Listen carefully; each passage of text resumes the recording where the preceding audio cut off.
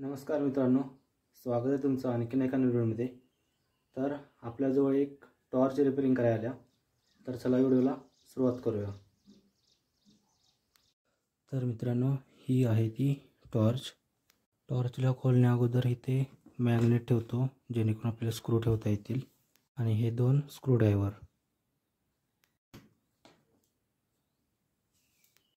टॉर्चमध्ये problem काय आहे की टॉर्चचे बटन आहे तेच काम करत नाही, आणखीन पुढं काच नाही। तर आपल्याकडे काच काय अवेलेबल नाही, पण आपण बटन एक आहे ते बदलून बघूया। तर मी पहिल्यांदा टॉर्चला खोलून घेतो। टॉर्च रिपेअरिंग करायला शीतल पण आल्या।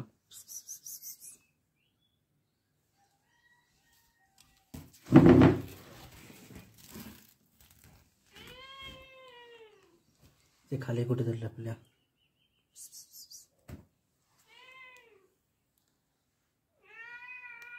टॉर्चचे दोन स्क्रू काढून घेतलेत, तरी पण टॉर्च मला खोलता येत नव्हते।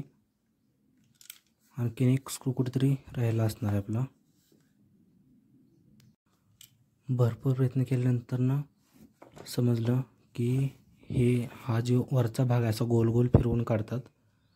तर त्यांनी काय केले की त्या गोल गोल फिरवतो आपण त्यालाच एक स्क्रू बसवला आहे।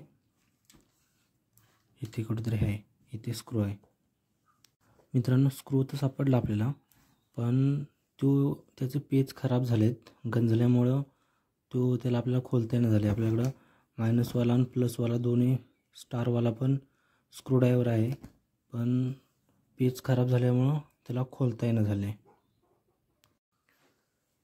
तर मित्रांनो, आपण एक आयडिया आल्या की आपल्याकडं शोल्डरिंग आयर्न आहे। तर आपण काय करायचं, पहिल्यांदा बंद करून असं तो जो स्क्रू खराब आहे पेच खराब झालेला त्याच्यावरती असं ठेवायची, परत ऑन करायचं, आणि मग थोडं प्रेस केलं की स्क्रू गरम झाला की आतमध्ये स्क्रू पडेल, आणि नंतर मग आपण ते खोलू शकतो। तर ट्राय करूया चला।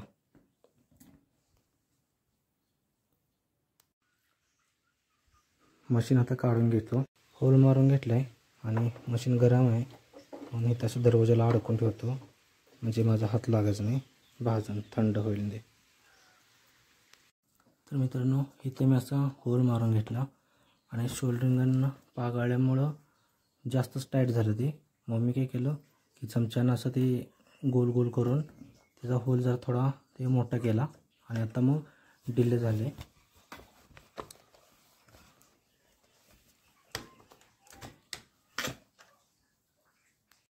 तर मित्रांनो, बॅटरी अशी खोलून घेतली मी।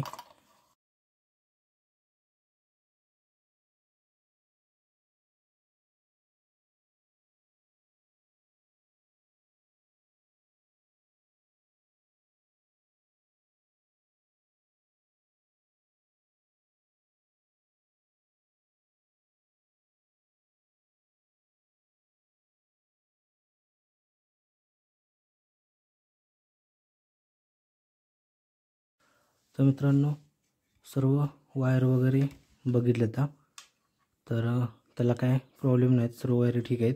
फक्त हा त्याचा जो स्विच आहे तो स्विचच प्रेसच होत नाही, म्हणजे असा रिस्पॉन्स देत नाही बरोबर। तर ह्याला आपण दुसरा स्विच, म्हणजे माझ्याजवळ एक स्विच आहे, मी दाखवतो तुम्हाला की हा शेकर आहे, आणि शेकरमध्ये मी इलेक्ट्रॉनिक साहित्य ठेवले आहे। आपल्याकडे इथे डायोड वगैरे आहेत, पण आता काय आपल्याला डायोडची गरज नाही। शोल्डरिंग करताना पेस्ट वापरतो आपण, ती पेस्ट आहे, आणि ही शोल्डरिंग तार। तर हा आहे तो स्विच मित्रांनो, आणि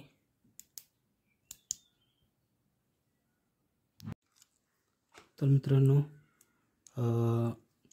आपल्याकडे हा एक स्विच आहे, तेव्हा फक्त ऑन ऑफ होऊ शकतो, म्हणजे कोणता पण एक बल्ब, पुढचा किंवा पाठचा। तर हा आपण पुढच्या बल्बसाठी घेऊया, आणि आणखीन एक एक्स्ट्रा स्विच घेऊया हा, जेणेकरून आपल्याला पाठीमागची लाईट ह्याच्यावर ऑन ऑफ करता येईल। तर मी काय करतो, अगोदर सर्व लाईट आणि प्लास्टिक बॉडीला होल करून घेतो, म्हणजे तुम्हाला मी डायरेक्ट स्विच बसवल्यानंतर ना आता पुढं दाखवतो. आणि हे बघा मित्रांनो, मी काय केलं होतं की मोबाईलला ठेवायला म्हणजे इथे स्क्रू वगैरे जास्त पडले तर मोबाईलला स्क्रॅच पडतील म्हणून मोबाईलला ठेवायला इकडं एक साईडला जागा केली होती. तर इथं शीतल येऊन बसल्या.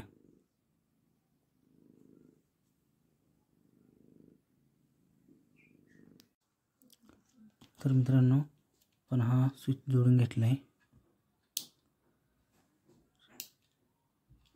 आणखीन समोरच्या लाईटसाठी हा दुसरावाला स्विच आहे.